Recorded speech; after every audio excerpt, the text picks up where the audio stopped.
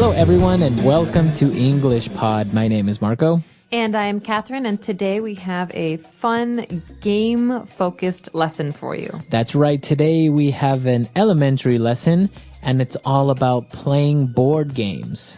Okay, and the game in today's lesson is a famous one. It's called Monopoly. Monopoly. I don't know if you have this in your countries.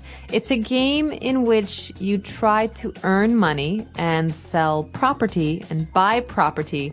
That means hotels, houses, things like that. And it's very, very famous. We're going to learn more about this game today, so let's take a listen to our dialogue for the first time.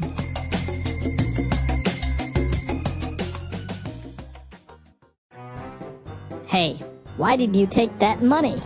You are such a cheater. I should send you to jail. I am not cheating. When you pass go, you collect $200. Everyone knows that.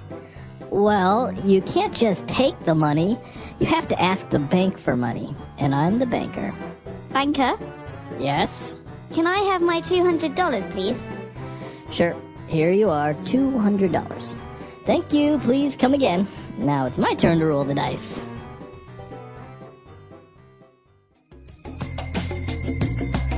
All right, we're back. So we saw some very interesting words there. The dialogue is two people playing, so why don't we take a look at some of those words used in language takeaway.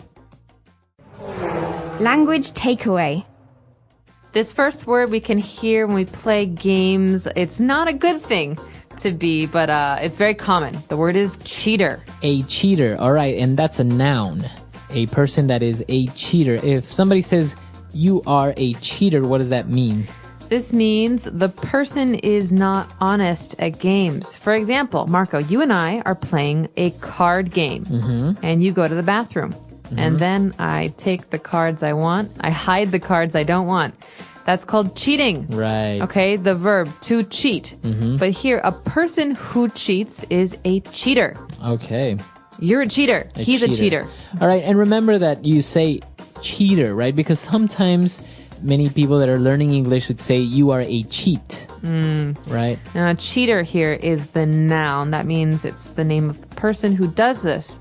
He is a cheater. They are cheaters. Okay. And, well, moving on, sometimes cheaters and people that steal things are sent to jail. That's right. So maybe if you go to a casino and you cheat, you use a cell phone or you use some kind of a computer device to win money. This is called cheating, and the casino will send you to jail. All right, so jail is the place where people go. What's the difference between prison and jail? Basically, they're the same thing. Okay, so Two words for the same thing. People who break the law, people who do bad things go to jail, not just cheaters. All right, so now you have another word. Maybe you've seen that show Prison Break, and so jail is pretty much the same thing. So the show could have been called Jailbreak. That's right, but yeah. All right, so moving on, our third word is the person who's handling money says, well, you know what? I'm the banker, a banker. Cheater, banker. So you know already, banker is probably a person. This is a job. So a banker is a person who works at a bank. Okay. So, but what about the person that helps you when you go to the bank, like when that gives you the money and the bank teller? It's not the same as a banker, right? No, generally speaking, a person who gives you money and collects your money, this is a teller. A bank teller. A bank teller. But a banker is someone who works in the bank to make big decisions, to invest money, to give loans. Okay. So usually maybe managers or executives are bankers. That's right. Okay. And moving on to our last word here, we have a verb, and that is to collect. Right. So in the conversation between these two people, Karen, the woman, says, when you pass go, you collect $200. Okay. So to collect means to get. That's right. To get or to take. So at the end of every month, my landlord comes to my house to collect rent. That means to take money from me for the house or the apartment. Okay, good. So now you have another way to say to get or to acquire. That's right. All right, so very interesting. Why don't we go back, listen to this dialogue again, and we'll take a look at all of these words that we just saw. And when we return, we'll take a look at some phrases. Hey, why did you take that money? You are such a cheater. I should send you to jail. I am not cheating. When you pass go, you collect $200. Everyone knows that. Well, you can't just take the money. You have to ask the bank for money. And I'm the banker. Banker, Yes? can I have my $200, please? Sure. Here you are, $200. Thank you. Please come again. Now it's my turn to roll the dice. All right, we're back. So now let's take a look at 3 key phrases on Fluency Builder. Fluency Builder. Marco, you're such a cheater. Such a cheater. I'm not a cheater, but what do you mean when you say you are such a cheater?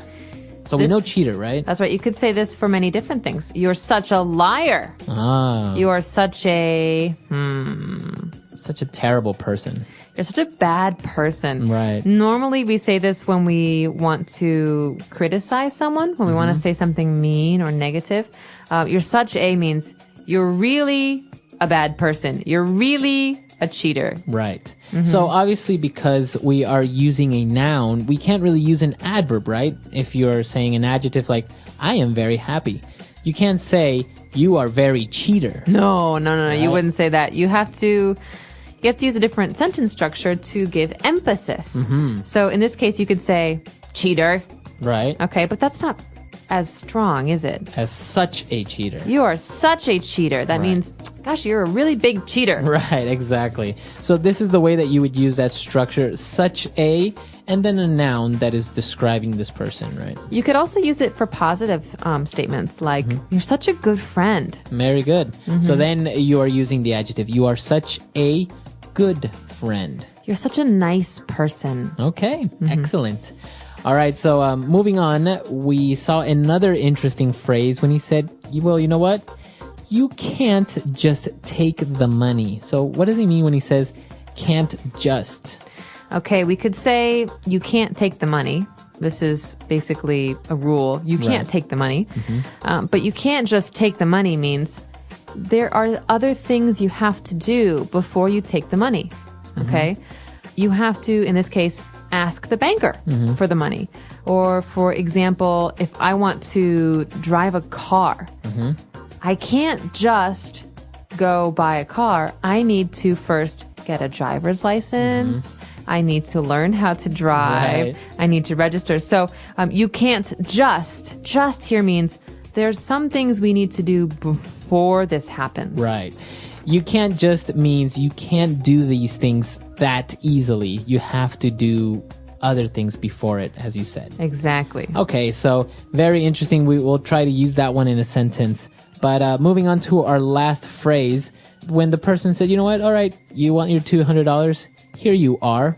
Here you are. So sometimes people think that this phrase means you are here. Right.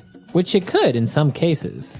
Oh, yeah, that's right. So basically you're saying, I found you. Here you are. I found you.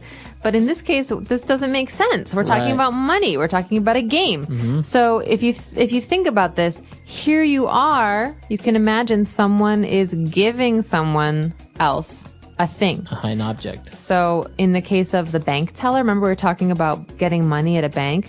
A bank teller might say, here you are, sir, here's your money, and then Right. give you some money. So this is something we say in English when we give something to someone else. Right. Because otherwise, I guess it's strange if you just, give something to someone and you don't say anything, right? You need to say something. And if you say, here, that's very rude. Yeah. So this is a polite way to say, please take this. This Right. is for you. There you go. You might hear this at at a restaurant. Here you are. Here's your food. Here you are. Right. Okay, it's a very useful phrase. And so I think it's time for us to listen to this dialogue again. And we'll be back to talk a little bit more.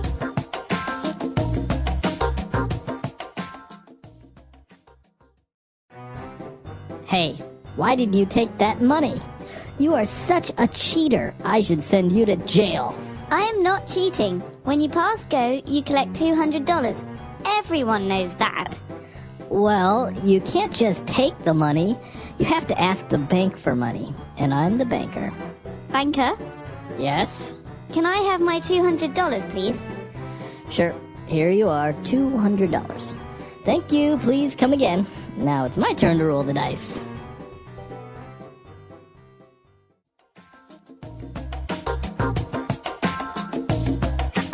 All right, we're back. So a lot of interesting words there, a lot of interesting phrases. They're really interesting and very useful. So remember to try and use such a you can't just, or here you are when you're giving something to someone. That's right. These are really great. And I recommend also playing some games. Games are a great way to improve your language skills. Monopoly, the game that they're playing in this dialogue, is a really fun one for numbers. Yeah. Right? Because the whole point of the game, the whole purpose of the game is to make the most money. Right. Of anyone playing. And this is a really fun one because you get to buy houses and hotels and there's simple street names and place names. Yeah. Like Park Avenue or Yeah. the boardwalk.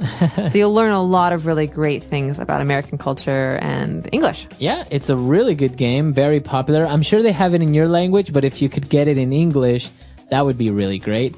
And also another really good game to play with your friends to practice your vocab is Scrabble. Scrabble, that's hard. Scrabble is a game about words. Yeah. And so basically you have to make words out of letters. Yeah. And whoever has the most interesting words, unique words, that person wins. So obviously it's a great game to improve your vocab because you also learn some words that maybe you didn't know before and your friends knew. So it's really fun to play. Obviously, don't play with any native English speakers because they might win. But it's a really cool game to play if you have any friends who are also learning English. You can get together, play Scrabble, and it's a fun way to improve your vocab and to also fight a little bit because all the time some people are trying to make up new words that don't really exist. We call them cheaters. Cheaters. So yeah, let us know about your game experiences. Do you like to play games? Do you have a favorite game? Practice some of these and let us know how they go. All right, we'll see you guys there. EnglishPod.com. Bye, everyone. Bye.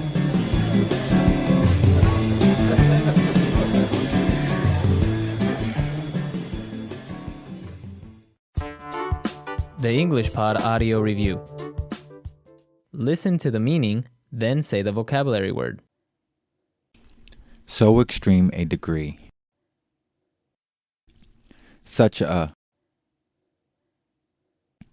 To deceive by trickery. Cheat. My opportunity to do something. My turn.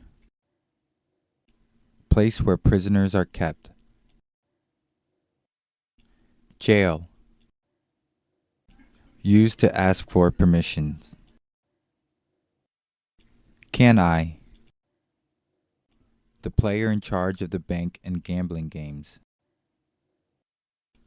Banker. Let's try that faster. To deceive by trickery. Cheat. The player in charge of the bank and gambling games. Banker. Used to ask for permissions. Can I? So extreme a degree. Such a. My opportunity to do something. My turn. Place where prisoners are kept. Jail. Now say the word and hear it in a sentence. Such a.